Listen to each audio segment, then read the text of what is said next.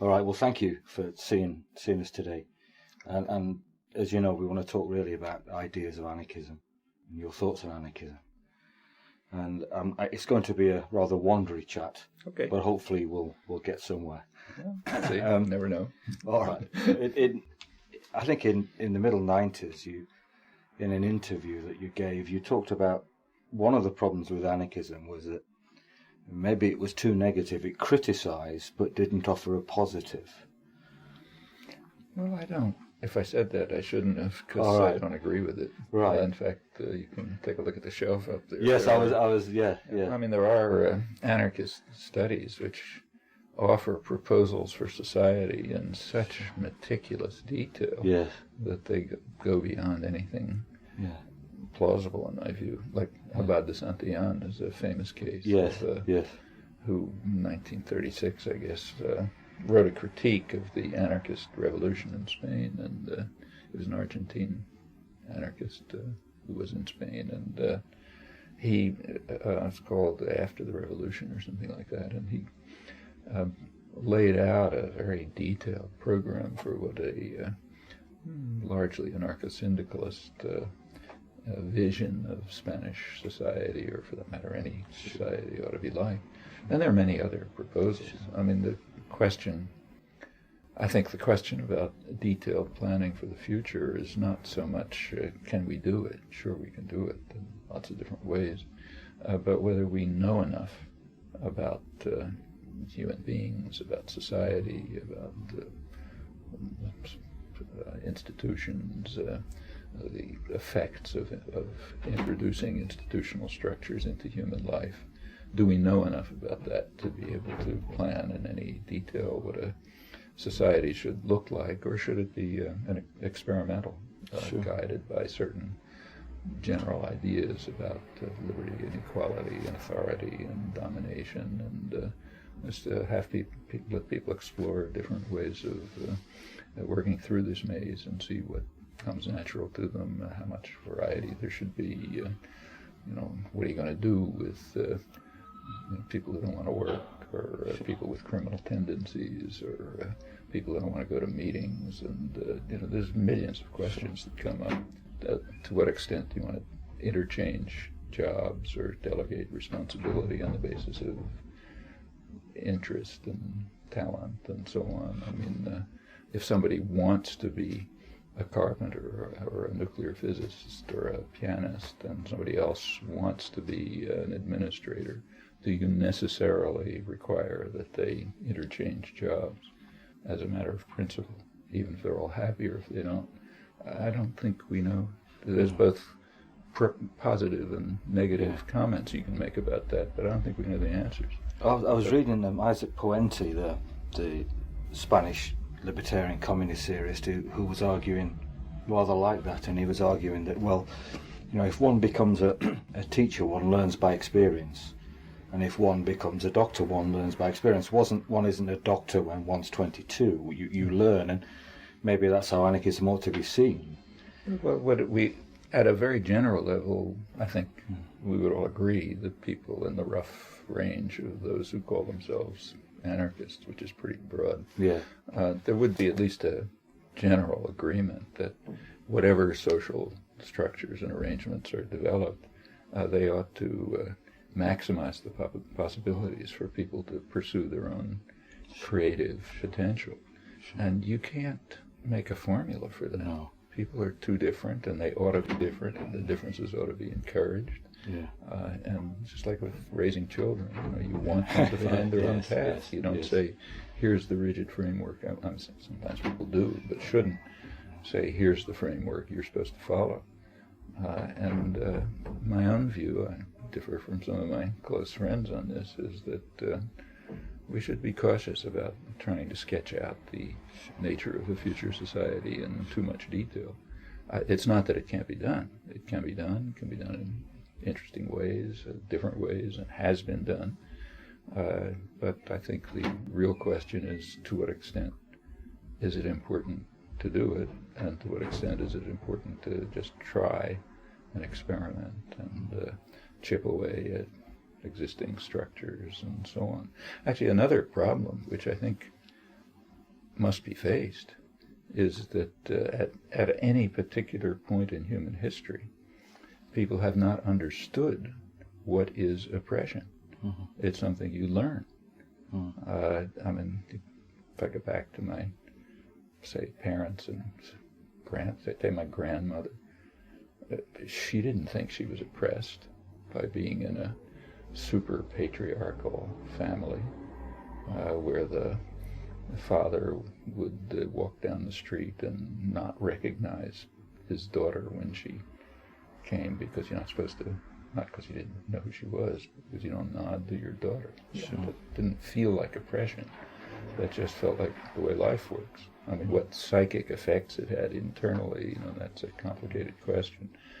But as anyone involved in any kind of activism knows, say the women's movement, I mean, one of the first tasks is to get people to understand that they're living under conditions of oppression and domination. Mm-hmm. It isn't obvious. No. And who knows what forms of oppression and domination we're just accepting without even noticing them. And at some further stage of self-enlightenment and communal understanding, we'll recognize those are things we have to deal with. And we can't plan for them if we don't know about them. Linked to that, then, Emma Goldman, as she grew older and feared for the fact that there may not be an immediate revolution, became very influenced by, I think, Gustav Landauer, who talked about that the state isn't just out there, it's inside us, that we have to become ourselves as free as we can be in capitalism. That in fact that she was always worried that there may be a chance that people won't be ready for revolution, and that there is a way of developing the politics of the personal, so maybe more people could be ready to experience that life that's possible.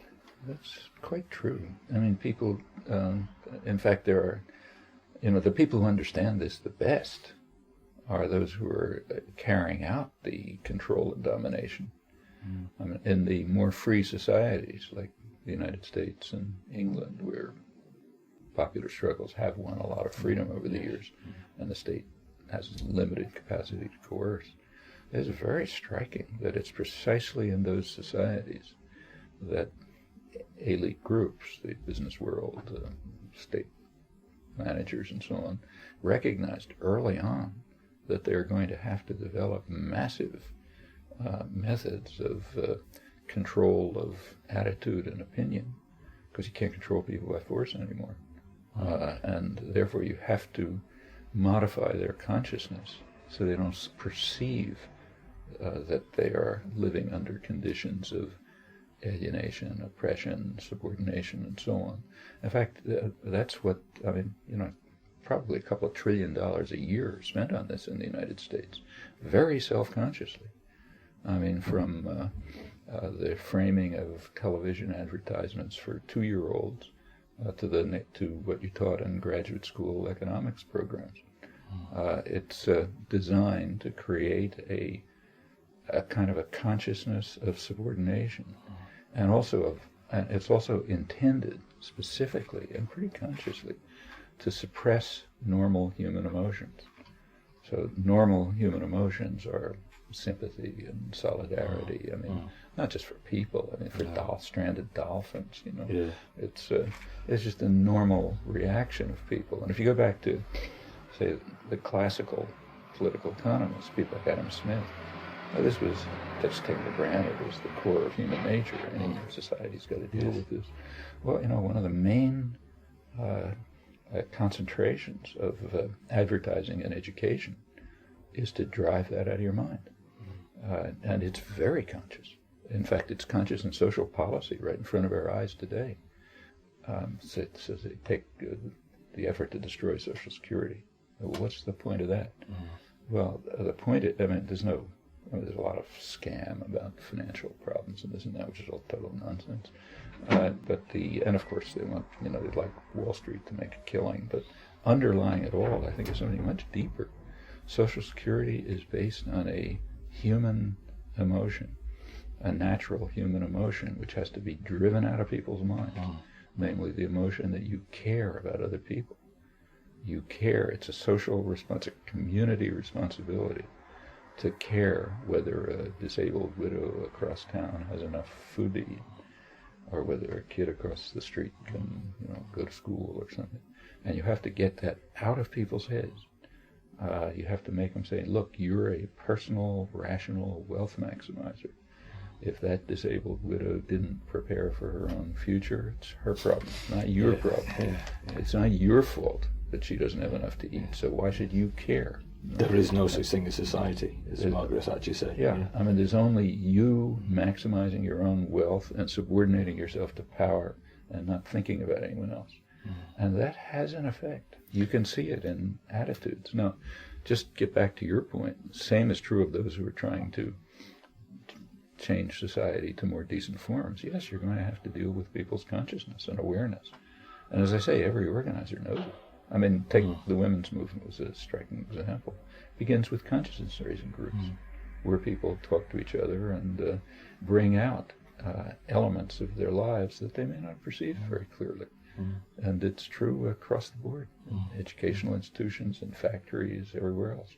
And it's very striking to see how this has worked over the years. I mean, if you go back to the early days of the Industrial Revolution, say like right around here, Lowell and Lawrence, the places where the textile mills were being created and so on, among the people who were drawn into the early factories, young women from the farms, Irish artisans from the slums and so on, there was an extremely radical consciousness.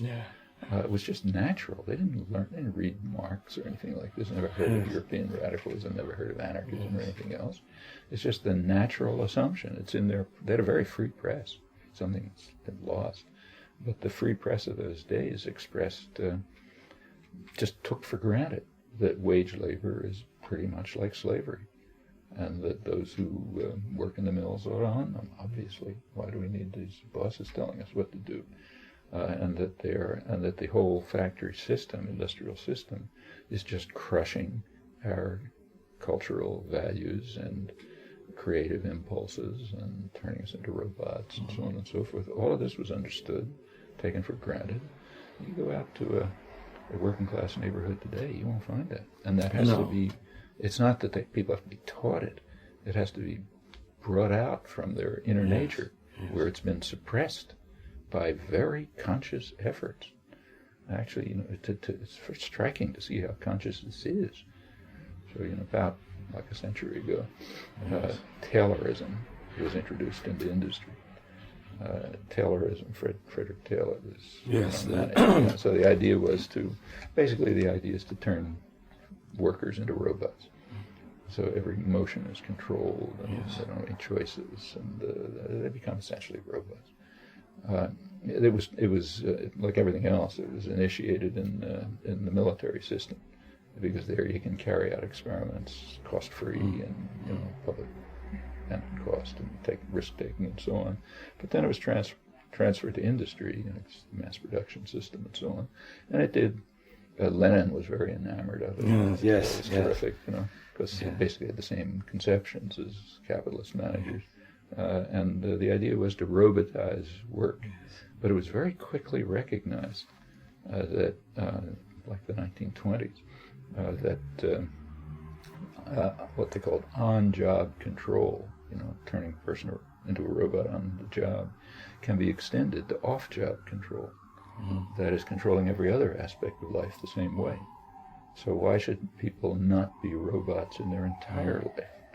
And to be a robot means to focus your attention on what were called the superficial things of life, like fashionable consumption, not on care for one another, not on working together to create a decent environment, not for what will the world be like for your children. Just turn you into a passive consumer, an obedient a person who pushes buttons every couple of years and is taught that's democracy, follows orders, don't think, and identify your own value as a human being in the amount of useless consumption that you can carry out. And that's off-job control. And it runs through all the institutions. And it's a huge industry. And yes, to overcome off-job control and make people realize that, your value as a human being isn't how deep you can go in debt and how many credit cards you can max out to get commodities you don't want. That's not your value as a human being. It's something else. I mean, when you go to a mall and over the weekend and you see young kids who are in their spare time, young girls usually, their spare time was fun, is window shopping. Yeah. Yes. I mean, that's, if they want to do it, you can't say don't do it. But what this tells you about how people's consciousness has been modified by off-job control is pretty frightening. Yes, yes.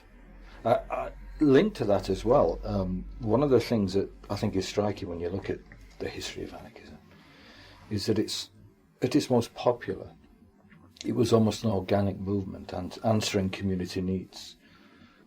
The Jewish anarchists in New York in the 1890s, in Spain obviously, but Argentina, as you mentioned, France. Isn't community also being destroyed by things such as technology, where now there are more communities in cyberspace than maybe the type of community that you or I may have grown up? Myself, just a coal mining community where you knew everyone and everyone knew you, and yes, there were tensions, but you had that sense of relationships. Isn't that really going very quickly, and isn't technology helping that go? Well, in my view, technology is a pretty neutral instrument. Right. It could go in that direction, it could go in opposite directions. Right. I mean, technology could, in fact, be used to let the workforce in a factory run it without any managers, Sure. by providing people at the workbench with real-time information that would enable them to join with others in making sensible decisions. That's another use of technology. Sure, of course, that technology doesn't get developed. And in fact, there are very interesting studies of how it does work. So one of the main studies was done by, some of the best was done by David Noble, who used to be here and a little too radical. Yeah. Doesn't here anymore. Yeah. But he did some terrific work on a lot of things, but one of the main topics he studied was what's called numerical processing. That is, computer-controlled machine tool production, that kind of thing. And that was, like everything else, developed in the military system, where you can do it at public cost. Right. But it was designed. There were a lot of different ways of designing it, he points out. So one way of designing it would have been to eliminate managerial levels and put decision-making into the hands of skilled mechanics, who sort of knew what they're doing. They're usually the people who know more anyway than the guys in the offices upstairs. Yeah.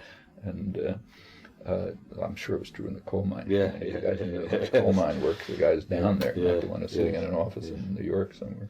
But so put the decision-making into their hands, and the technology could have been designed for that. And studies were done showing that would even increase profits. But it was done the opposite way. It was done in such a way as to increase levels of management control, which is highly inefficient, to de-skill mechanics, and to turn them into robots who would just push the buttons. Yes. Well, that's a choice as to how to use technology. And it's a kind of class warfare. But it has nothing to do with the inherent nature of technology. And I think the same is true here. Right. However, the point you make is an interesting one, and I don't know what's going to come of it, but it is true that there are virtual communities, which are very real. I mean, I would say that 95% of my close friends I've never seen.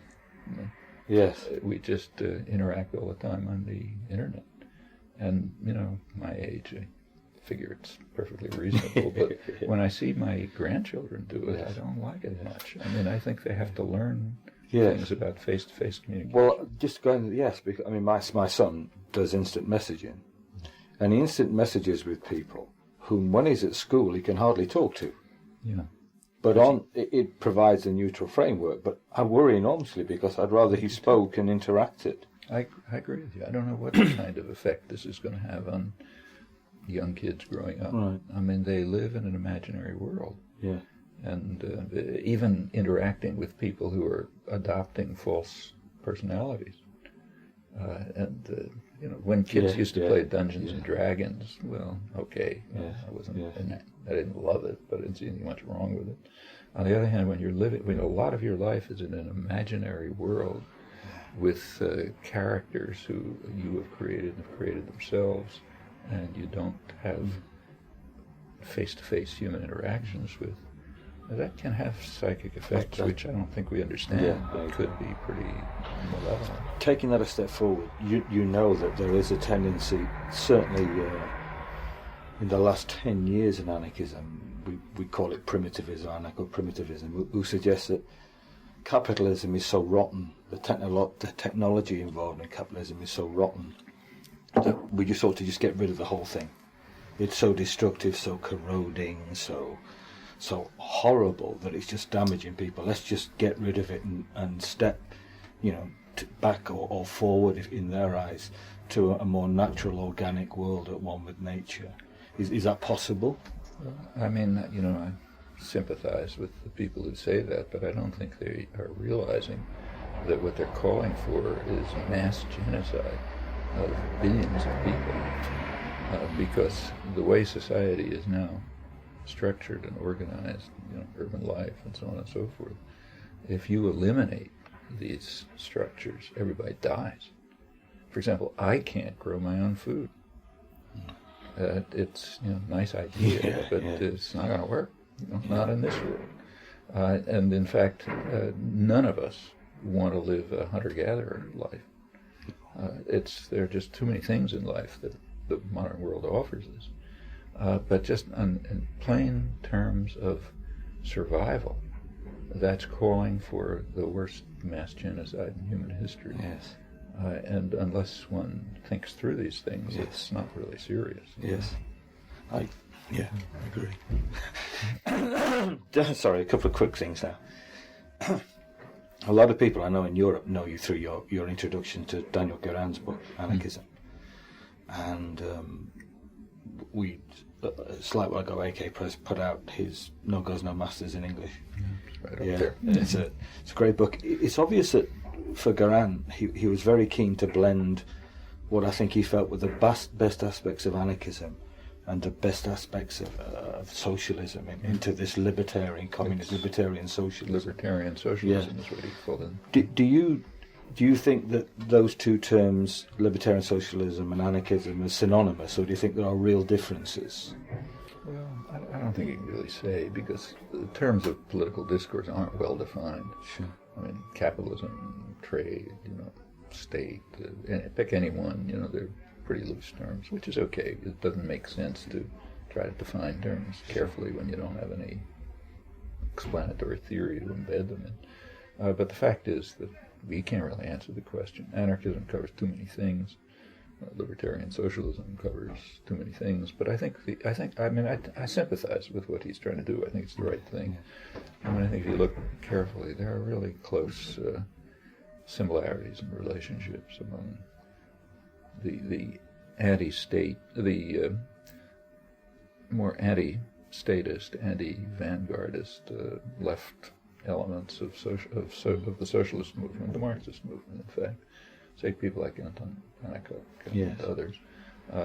There's close similarities between them and some of the wings of the anarchist movement, like the Anarcho-syndicalists. In fact, it's pretty hard to make much of a distinction between, say, Pannekoek's workers' councils and anarcho-syndicalist conceptions of how to organize society. There are some differences, but they're the kind of differences that ought to exist when people are working together in comradely relationships. Sure. So that's a sensible blend. Sure. In my view. And I mean, the much sharper distinction is between all of these movements and the various forms of totalitarianism, like Bolshevism or corporate capitalism and so on. Yes. I mean, there you have a real break. Yes. Totalitarian structures on the one hand, free societies on the other. In fact, I think there are similarities between, significant ones, between libertarian socialism and anarchism, this blend, and even very mainstream thinkers like John Dewey. Yeah, yes. There are striking similarities. Well, I know he was quite influenced by Stelton, the modern school, and he took a lot of those ideas and thought about them, visited, His basic view was that unless we eliminate what he called industrial feudalism and turn it into industrial democracy, which means pretty much workers' control, then the whole formal democratic system doesn't really mean very much. I mean, and he comes straight out of the mainstream of American history, so American's apple pie. A couple of quick things. I know from reading you, you're very much impressed, I think, it would be good, by people like Pannekoek and Gautier, that left communist strand. I take it you don't see a danger of things like workers' councils or the work of Pannekoek or Gautier leading to another form of totalitarianism. You think that breaks from that? No, I think there's plenty of danger. Right. But there's also danger that participatory economics could lead to totalitarianism. I mean, every one of us has been in movement meetings, and we all know the dynamics.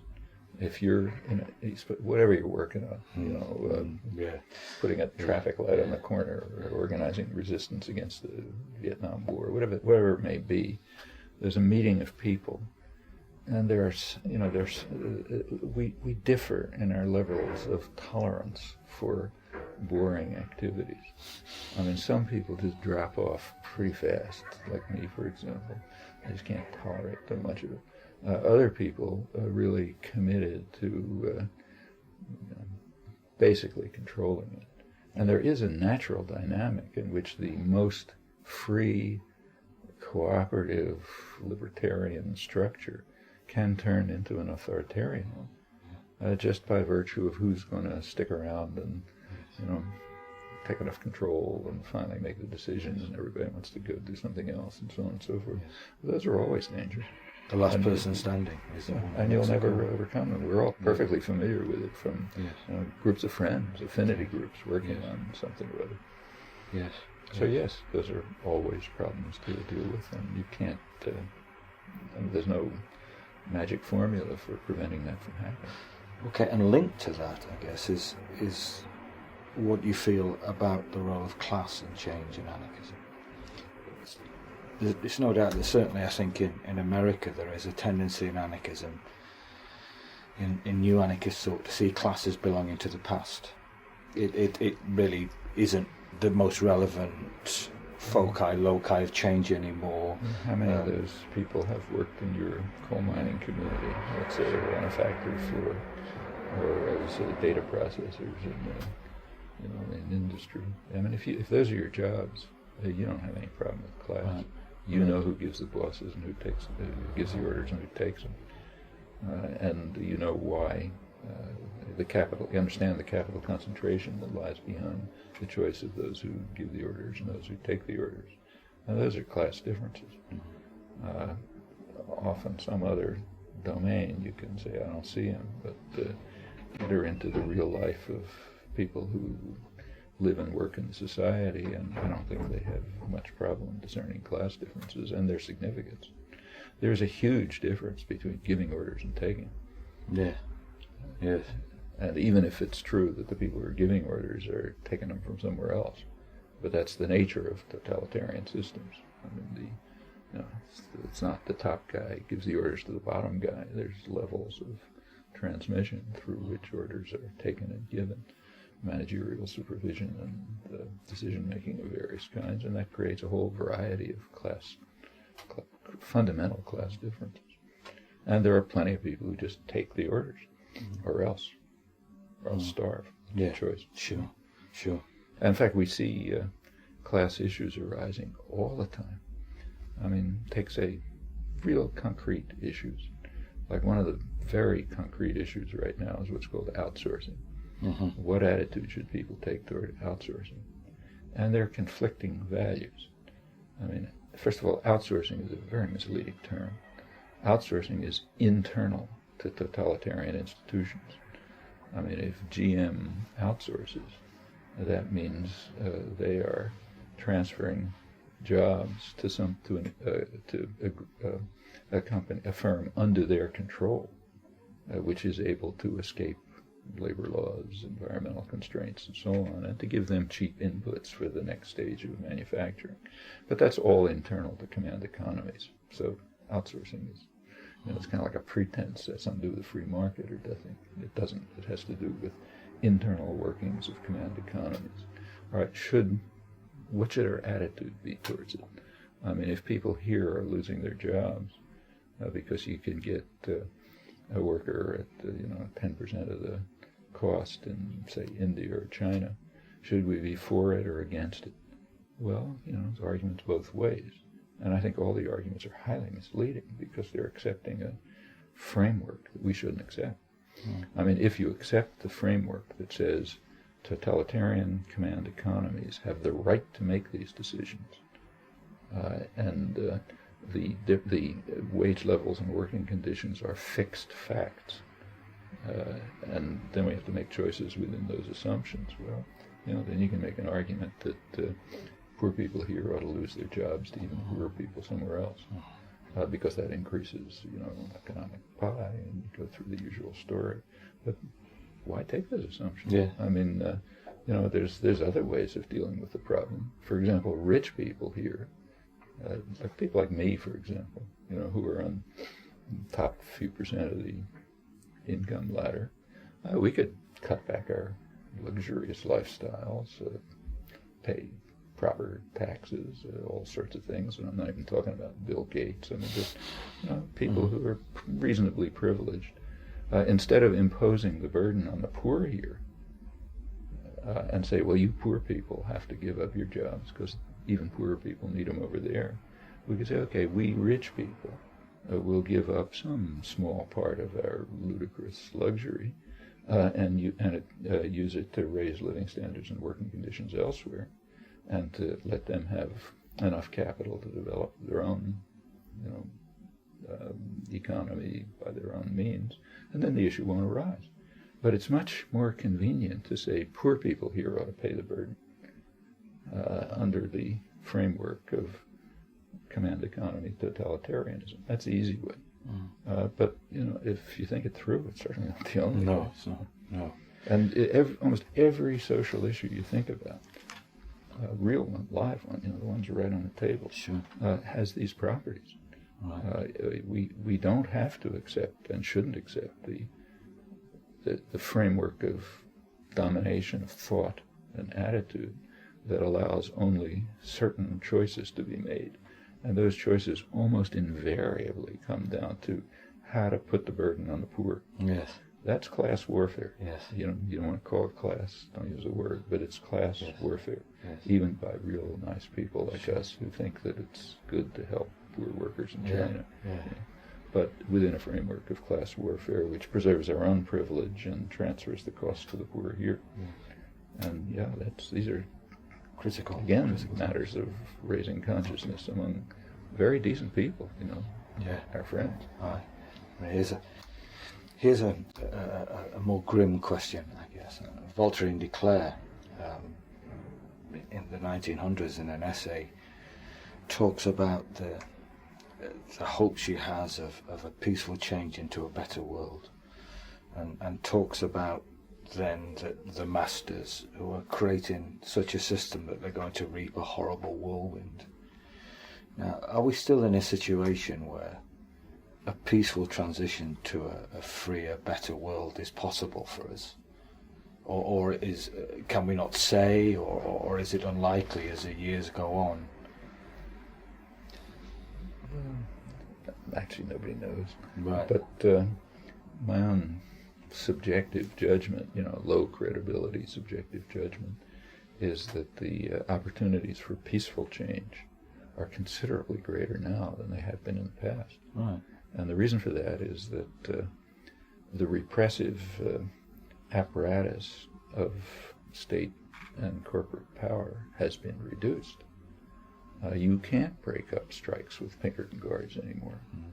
They won't get away with it. You can't send out the police to smash up working class self-run towns like Homestead, Pennsylvania, and the National Guard.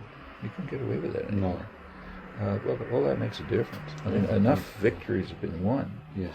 So that repression has reduced. I mean, just take a look at this simple question of how many workers get killed in labor action. Yeah. Well, it used to be very high. Oh, yes. And it went up to the late 1930s. Yes.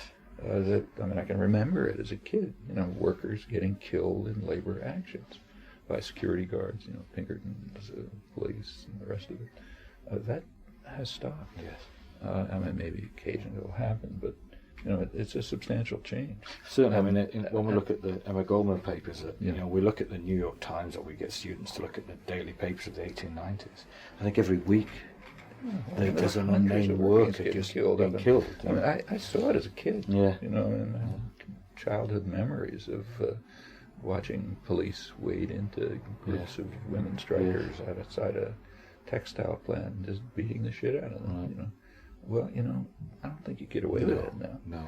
All right, and that generalizes. Just like it'd be much harder now for the U.S. to institute a military coup in, say, Brazil than it was 40 years ago. Much harder. In fact, probably impossible, because there have been just enough changes so that people won't accept it anymore, and the structures of power have dissolved. Right. By now, in fact, a lot of the structures of power are very fragile. A lot of them have shifted from direct coercion to indoctrination and thought and attitude control. Well, that's bad enough. It's bad enough to have your kids bombarded with horrendous television, but it's a lot different than having them beaten over the head by police. Yes. And having torture chambers around and so on. So those changes mean that there are many more options for peaceful change. But it does make it more complex to fight back. Yeah, it makes it very complex because you have to fight out of... At least if there's a Pinkerton guard, you know who your enemy is. You know who your enemy is. And when it's your friendly executive in the soulful corporation who's really on the same side that you are, and so on and so forth, then it's harder. But it doesn't mean it's impossible. No. Just a couple of days ago, I happened to be giving I hope I'm not giving personal things away, but I happen to give a talk, which I do every year, to a terrific group of mostly young labor activists in a group at Harvard, which is run by a fantastic person, Elaine Bernard, who's a real dynamic, live wire, labor activist, feminist, terrific. This program for the bringing the young labor leaders into Harvard was begun, I guess, around 1940 as part of the corporate academic reaction to this perceived threat, real threat, of significant radical labor action that might just revolutionize the country. After all, a sit-down strike is like one thought away from taking over the plant. It was really close, and it was understood. Well, part of the technique of undercutting that, as it was becoming harder to use Pinkerton guards and police and so on to smash this up, it became understood that what you have to do is socialize the rising young labor leadership, civilize them, teach them how to bring them to Harvard and do what Harvard's good at. In fact, what it does with its own students, teach them how to have polite conversations and class solidarity, and drink the right wine and just pick up the right attitudes into relations and so on. So this stick these young guys in the business school, and they'll see we're all friends and we're all doing the same thing and so on and so forth. And it went on like that for years until Elaine Bernard took it over about 10 years ago. Subvert that. Almost instantly, it's become a center for radical international labor activism. And the reason is all these ideas are just barely below the surface. And just puncture the surface slightly, and it all comes out. Because it's all so natural and obvious. It takes massive effort to beat it down. And by now it's completely different. And has big effects all throughout the world because people come from everywhere. Well, that can be done in all kinds of places, but those are modes of peaceful change. And they've, just in our own lifetimes, they've led to very big changes. And in the past, even more. Something like I mean, the changes go in both directions. So on the one hand, you can't crush Homestead the way you could 100 years ago. On the other hand, the consciousness that led to Homestead is gone. So it's not just progress, but rebuilding that consciousness is the kind of peaceful activity that can be carried out, and is in many respects a lot easier than fighting the National Guard. Yes. A final question, because I think we're running out of time. I've just been working on Berkman's book Now and Then, and just AK Press have just republished it, What is Anarchism? Reading his letters in the 20s when he's working on the book and he's finding it very difficult, one of the things that he's trying to come to grips with, I think, in the book is, well, why haven't people come to this idea? This idea, which to me is just common sense, is just what we were saying earlier, this natural instinct almost to solidarity and support. And I've seen Russia, I've seen totalitarianism in action. Why haven't anarchist ideas had a greater impact in the world? I think he's talking about. Now that's 80 years ago nearly. And the question we're also facing as people at least believe, what is it, Emma Goldman says, anarchism is the only belief that shows men and women their true self, who they can be. We see that, we know that instinctively, yet it's still had such a minuscule impact. Is that true, or is it? I don't think it's true that it's had a minuscule impact. I mean, a lot of the progressive social change of the past century, isn't anarchist. Like a progressive taxation isn't anarchist, Social Security isn't anarchist, but it's a reflection of attitudes and understanding, which, if they go a little bit further, do reflect anarchist commitment. And they are based on the idea that there really should be solidarity, sympathy, community, mutual support, mutual aid, and so on and so forth, and opportunities for creative action. And they're all based on these. They don't, they're subdued and channeled and modified, so they don't take real libertarian forms, but they're there, and they lead to social change. Why hasn't it gone further? Well, a large part of it is violence. So take, say, Berkman's experience in Russia. He entered into a violent totalitarian state.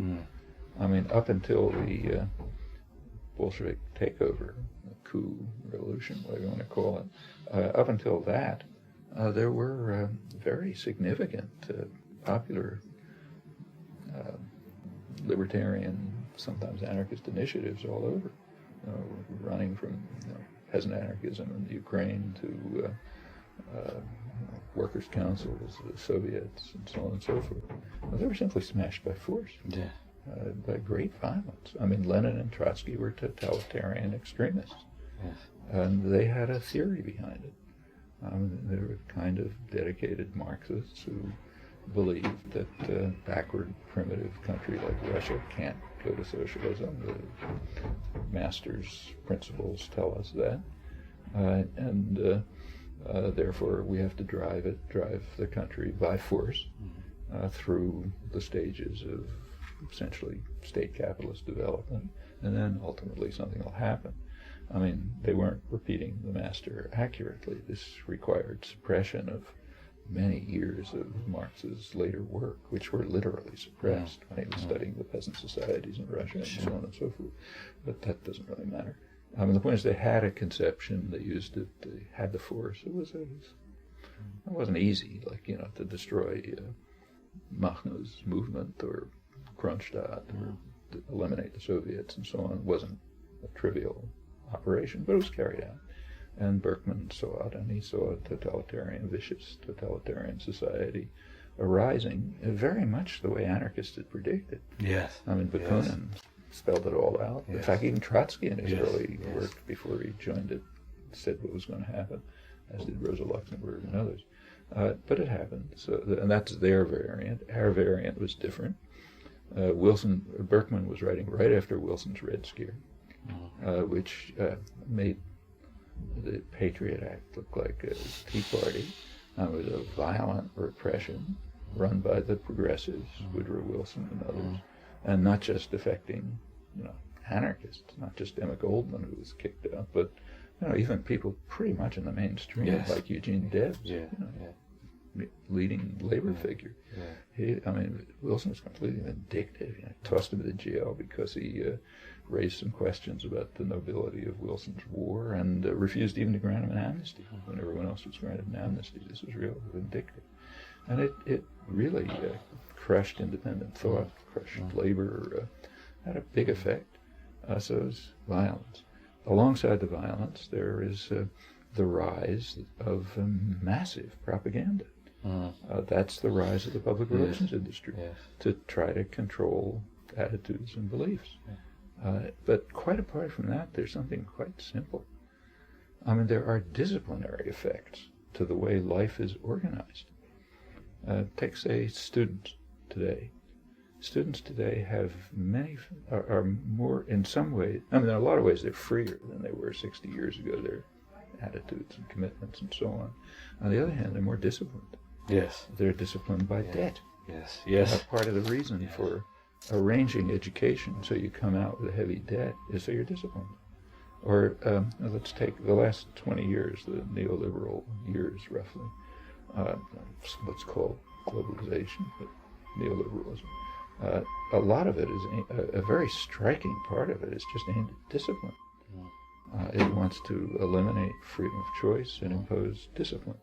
How do you do it? Yeah. Well, if you have a couple in the United States now working, each of them 50 hours a week to put food on the table, you don't have time to think about how to become a libertarian socialist. What you're worried about is how do I get food on the table tomorrow? Where can I shop cheaply? I got kids to take care of, and I got something to do with them. When they're sick, I've got to go to work, and what's going to happen to them? And that's well-designed techniques of imposing discipline. And there are costs to trying to be independent. Just take, say, trying to organize a labor union. If you're the organizer, there's going to be a cost to you. Maybe the workforce will gain, but there's a cost to you. We know there is. We know what the cost is, not just in energy and effort, but just in punishment. Yes. And the people who are living in fragile circumstances they make a reasonable calculation. They say, why should I take the cost? I've got to get by. So there are many reasons why normal instincts and attitudes don't come out. But, over time they often do. That's why we have social change for the better. Okay. Hey, thank you for your time. It's really kind. Okay. It's really kind of you. Great to meet you.